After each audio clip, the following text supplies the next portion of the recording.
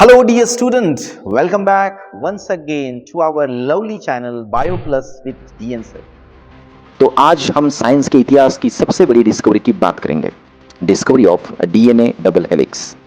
ये वो डिस्कवरी थी जिसने जीवन के रहस्यों से पर्दा उठाया और हमें यह समझने में मदद की कि कैसे हमारी जेनेटिक इंफॉर्मेशन एक जनरेशन से दूसरी जनरेशन में ट्रांसफर होती है। ईयर 1953 में जेम्स वाटसन और Francis Crick discovered this structure of DNA double helix.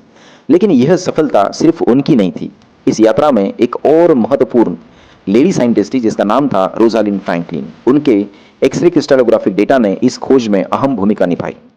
Rosalind Franklin की इस एक्सरे क्रिस्टलोग्राफ्स ने पहली बार डीएनए के असली रूप को सामने रखा। इन तस्वीरों के आधार पर वाटसन और क्रिक ने यह समझा कि डीएनए दो स्ट्रैंड से बना होता है जो एक दूसरे के चारों ओर घुमावदार रूप में लिपटी होती है, जिसे डीएनए डबल हेलिक्स कहते हैं।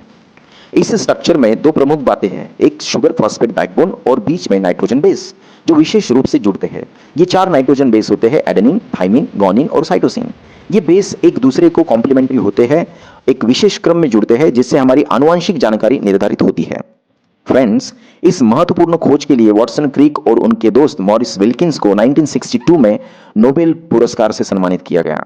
हालांकि रोजालिन फ्रैंकलिन को उनका योगदान उस समय पूरी तरह से मान्यता नहीं मिली क्योंकि उनका निधन इससे पहले ही हो चुका था।